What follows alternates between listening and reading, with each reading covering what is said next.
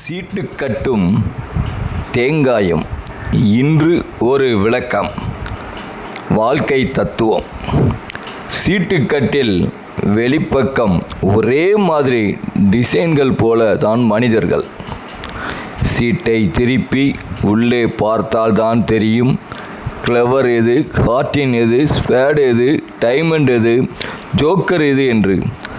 அதுபோலத்தான் மனிதர்களின் சுயரூபங்களும். தேவையில்லாத விஷயங்களில் தலையிட்டால் ஆட்டத்தில் 14வது சீட்டைப் போல தூக்கி எறியப்படுவீர்கள். பிறருக்காக வாழ்பவன் வாழ்க்கை மெதுவாகத்தான் போகும், ரோடு ரோலர் வண்டி போல. சுயநலம் உள்ளவன் வாழ்க்கை மிக வேகமாக போகும் ஆடி கார் போல. வேகமாக செல்லும் ஆடி காரினால் மற்றவர்களுக்கு எந்த பயனும் இல்லை. மெதுவாக செல்லும் ரோடு ரோலர் தான் மக்கள் அன்றாடம் செல்லும் பாதையை சரி செய்கிறது. ஒருவன் ரோடில் நடந்து போய் கொண்டிருக்கிறான். போகும் வழியில் காலில் ஏதோ தட்டுப்பட்டது. அது ஒரு முழு தேங்காய். அவன் அதை எட்டி உதைத்துவிட்டு போய்கொண்டே இருந்தான்.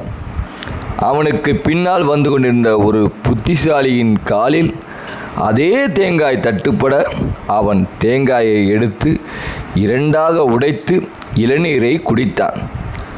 அந்த தேங்காயை நன்றாக துருவி வீட்டில் பாயாசத்தில் போட்டுவிட்டு 2 தேங்காய் ஓடுகளையும் ரோட்டில் தூக்கி எறிந்தான்.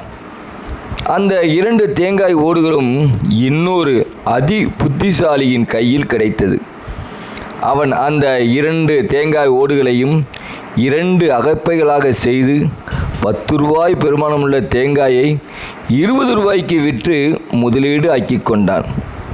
இப்போது தன்னை பிரிந்த தேங்காயை இந்த பாயாசத்தில் முக்கி எடுக்கும்போது அகப்பை சந்தித்து கொண்டது.